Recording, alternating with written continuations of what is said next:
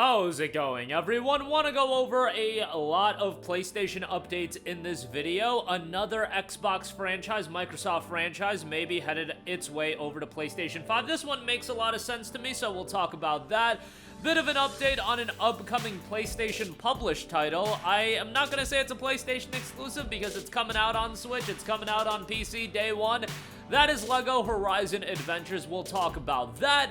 Dragon Age Remastered Collection. I know that's something a lot of you guys want, as there has been a divisive opinion around Dragon Age these days with Dragon Age the Veilguard. Some people really enjoy it, some people not as much. More power to anybody enjoying the game. I think there's definitely aspects of that game that people are going to enjoy. However, I also think Dragon Age Origins, Dragon Age 2, those are two games that people want to see preserved on modern platforms. Dragon Age Origins more so than Dragon Age 2, but you get the idea. We'll talk why that is probably not going to happen. And you know that PlayStation 4 games are still coming out? Call of Duty Black Ops 6 was sold on PlayStation 4 as well as Xbox One, and we have a bit of a breakdown as far as how many percentage of the copies were sold on PlayStation 4, and it's a little hilarious. These are UK numbers, we'll get to that at the end of this video. But right off the top, Age of Empires 2 looks to be coming to PlayStation 5.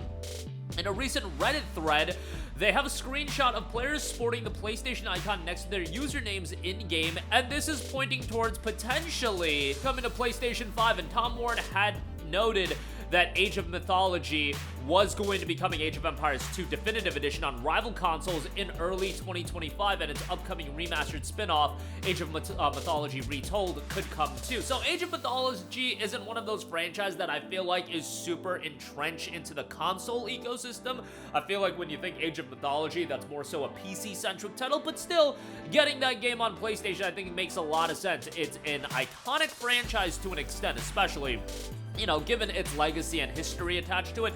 It coming to PlayStation, I do feel like, is a relatively big deal, and I do think that's something people should get excited for. Is it Gears of War? Is it Halo? Is it even Forza? No, it's not any of those games, but it's still something notable, and more games from Xbox coming to PlayStation, Microsoft-published titles, that's a good thing in all accounts. Giving more people access to more games, that's never a bad thing, and it looks like with Age of Empires 2, that is going to be happening. All right, moving on from that, I think one game that Sony should release on Xbox is LEGO Horizon Adventures. Like, come on, man. We're taking so many games from them. We're getting Indiana Jones. We got Hi-Fi Rush. We got Obsidian's Pentiment.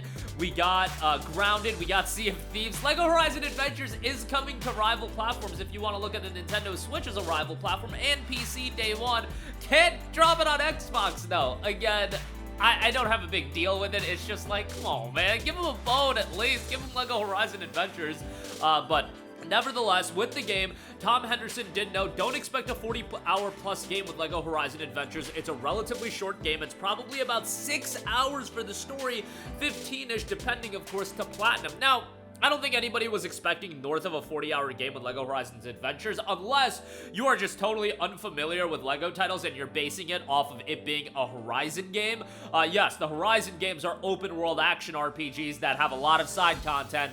LEGO Horizon is not going to be that, and I think condensing the Horizon story into 6 hours, that probably makes quite a lot of sense. This is supposed to be a game that's going to be accessible for a lot more people, and for a lot more people to check out the game, and 15-ish hours for a Platinum Trophy, that makes sense for a LEGO title like this. Could it have been a little bit longer? I look at a LEGO Star Wars The Skywalker Saga. Skywalker Saga, I feel like, is a fairly well-done LEGO title, and for a $60 LEGO game, that game did have DLC, but that one was fairly well done. But 15 hours for a Platinum for LEGO Horizon Adventures, that doesn't surprise me all too much. For a lot of people, asking to drop $60 for a game like that is going to be something that, you know, people aren't gonna jump out of their seat to pay. And if you don't want to pay $60 for it, that's totally fine. I know a lot of people didn't want to pay $60 for Astrobot either.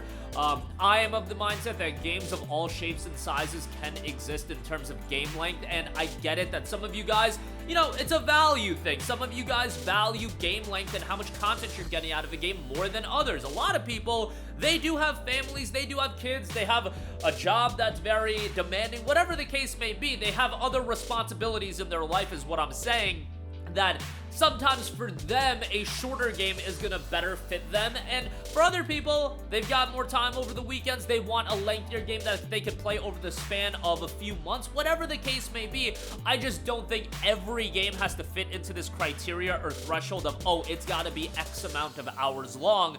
Obviously, it's a talking point and certainly should be brought up, but I don't think it's the be-all, end-all. At the same time, 6 hours for the main story of a $60 game, I could totally see that being something that is criticized. I feel like LEGO Horizon Adventures would have been ideal as like a $40 title, but I get that those games are a relic of a bygone era, let's just put it that way. $40 budget titles, I just don't see that happening all too often. The budget titles these days, oh, they're gonna be $60. Until Dawn getting a remake? Okay, it's a budget title. It's a budget $60 game. LEGO Horizons Adventure, it's a budget $60 game. Astrobot, it's a budget $60 game.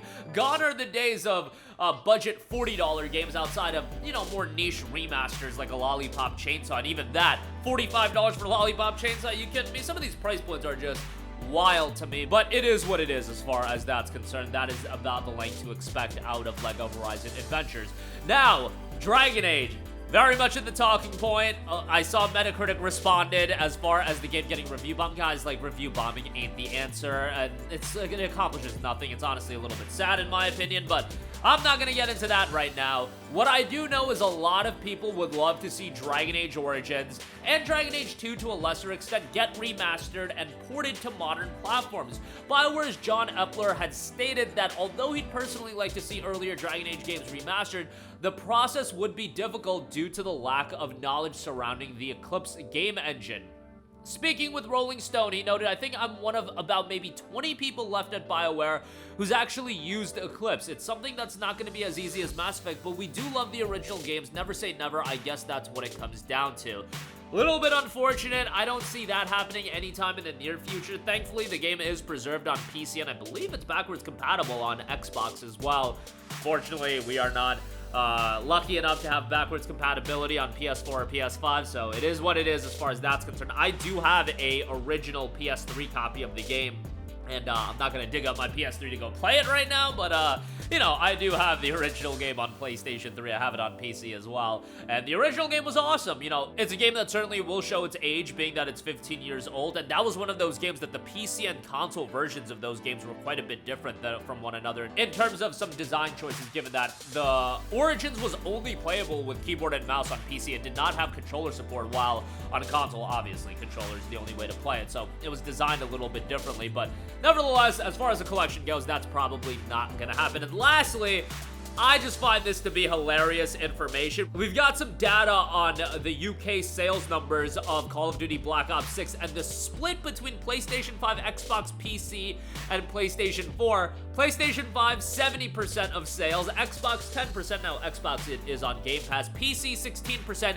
PS4, 4%. Can we just take these last generation consoles, and I'm not gonna say put them out to pasture, but we gotta be done with them. At this point, I think everybody's moved on to PlayStation 5, and I get it. I'm gonna get some people commenting me like, I'm still on the PS4. Yo, great for you, but we do not need cross-gen games anymore. We are so long in the tooth on this generation that we are getting a mid-gen upgrade. By the way, Black Ops 6 is going to be upgraded on PS5 Pro, but it's still being released on PS4. That really doesn't say that much, given that God of War Ragnarok was cross-gen and is going to be upgraded. Horizon is going to be upgraded and it's cross-gen, so that's not as big of a deal, but you get the idea. It is 2024. Horizon and God of War, I feel like that was the final year we should have seen cross-gen games. 2022 into 2023, 2024, I think it's time to be done with PS4 at this point. The console came out 11 years ago at this point, you guys. I remember getting the console day one. I got Assassin's Creed 4.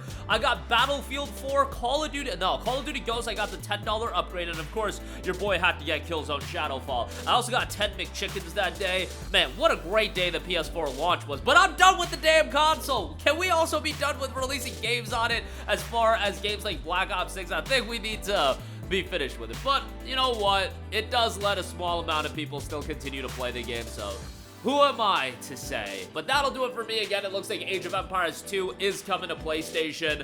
This was reported a while ago by Tom Warren, so probably will be coming to fruition in early 25. Lego Horizons, if you're expecting a lot of content for your dollar, maybe push the brakes a little bit on that one. Dragon Age Remastered Collection is kind of unlikely, which is a bummer given that we don't have backwards compatibility. And PS4 sales of Black Ops 6, I mean, it's not all too high, but some people are still buying it, so if you are, more power to you, I guess. That's gonna do it for me. Let me know all of your thoughts in the comments section down below. Sound off there. Thank you for watching, and goodbye. Hey guys, we hope you enjoyed the video, and if you did, make sure to hit the subscribe button, and if you're already subscribed, do us a favor and hit the bell icon. This way you'll be notified whenever we post a new video. That's the best way to keep up with all of our uploads, and we usually try to upload 2 videos a day. And with the bell icon hit, you'll be notified whenever we do upload a video. As always, thanks for watching.